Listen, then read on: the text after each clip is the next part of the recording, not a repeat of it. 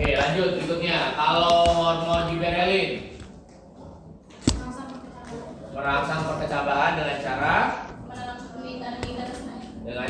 bukan mengaktifkan enzim amilase dan protease. Sitokinin merangsang pembelahan sel dan sebagainya. Nah, bukan cuma faktor internal yang mempengaruhi pertumbuhan, tapi juga melibatkan faktor di luar tumbuhan itu sendiri. Seperti yang pertama ada suhu. Apa pengaruh suhu terhadap pertumbuhan? Suhu ini dia mempengaruhi kerja enzim dan hormon.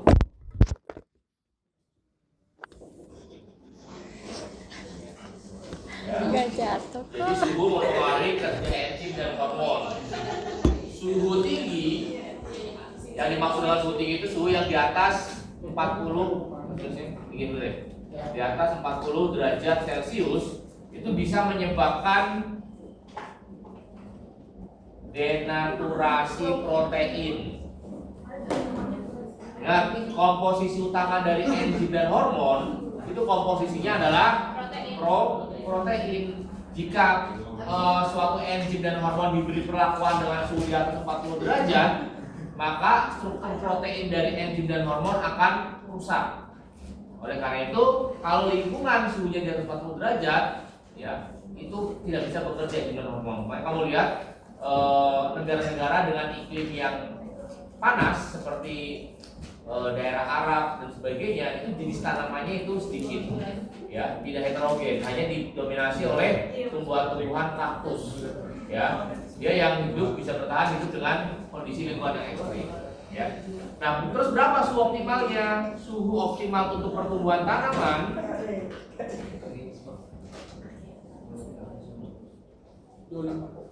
berkisar antara 20 sampai 30 derajat Celcius, ya. Iklim Indonesia, makanya di Indonesia jenis tanamannya adalah tanaman yang heterogen, ya, tanaman yang banyak jenisnya. Oke, faktor yang kedua adalah air. Air, oke. Air dibutuhkan buat apa? Fotosintesis, ya. Oke, air dibutuhkan dalam fotosintesis. Apa peran air dalam fotosintesis? Apa peran air? Faiz, malah main kayak gitu. Cinta nggak? Cinta nggak?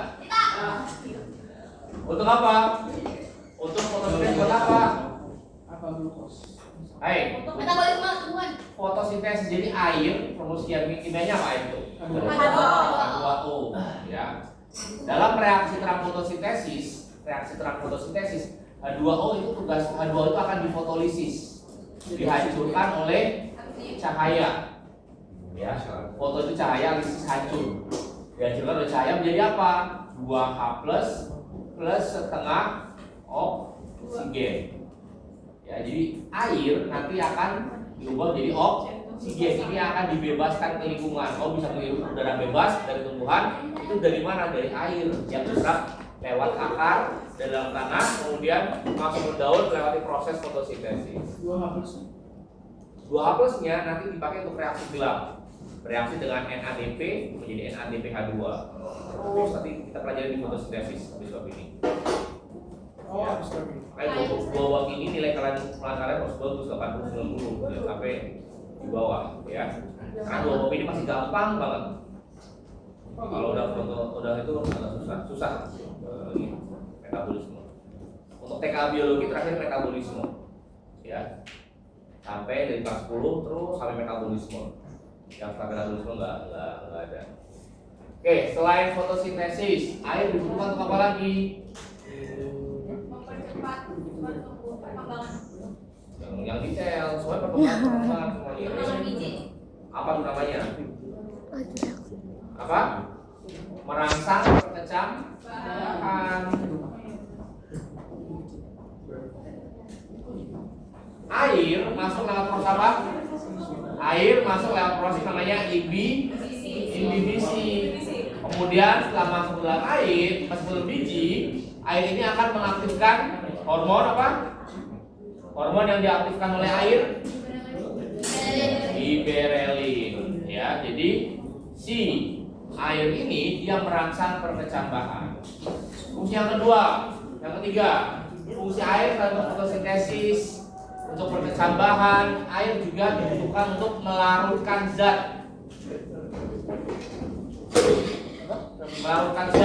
dalam pengangkutan. Apa yang diangkut di tumbuhan? Nutrisi. Contohnya nutrisi. Siapa yang mengangkut nutrisi? Iya, bagian apa? Nutrisi atau makanan. Siapa yang mengangkut? Pembuluh apa yang mengangkut nutrisi? Sila yang mengangkut air. Yang nutrisi adalah dalam bentuk floem. Ya. Gak mungkin dong makanan dalam bentuk gelondongan-gelondongan atau serbuk-serbuk diangkut oleh silen, harus dilautkan. Pelautnya adalah si air, biar mudah mengalir di dalam sebuah saluran. Contoh misalnya kalau kalian minum es, di dalamnya ada apa misalnya boba, ya kalau boba doang ya seret, tapi kalau dikasih air dia licin. Bapak, berarti dia siklusnya ngangkut pakai air dulu kan, baru nanti air yang jadi campur gitu loh. Iya, tapi maksudnya berarti itu yang tadi itu masih berbentuk H2O kan? Berarti yang jadi oksigen itu siklus terakhir ya? Oh, yang mana? Kamu yang pertama? Iya, itu berarti siklus terakhir ya? Pertama awal. Oh, awal.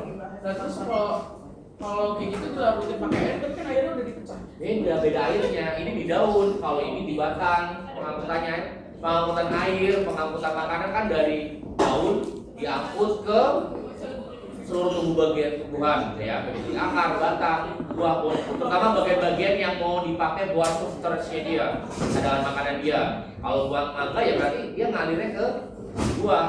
Awalnya mangga yang segede pentil, iya pentil kan, mangga muda orang pentil kalau di kampung.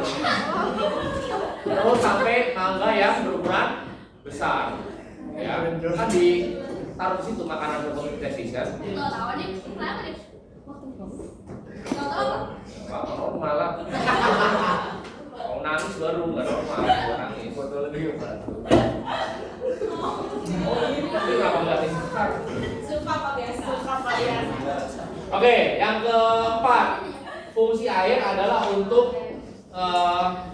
sebagai tempat reaksi enzimatis, tempat berbagai reaksi kimia. Ingat, kalau dalam sel tempat berbagai reaksi kimia berlangsung di sitoplasma. Komposisi utama dari sitoplasma apa? Air. Maka air dibutuhkan untuk berbagai reaksi kimia. Oke. Udah dulu. Kita lagi hari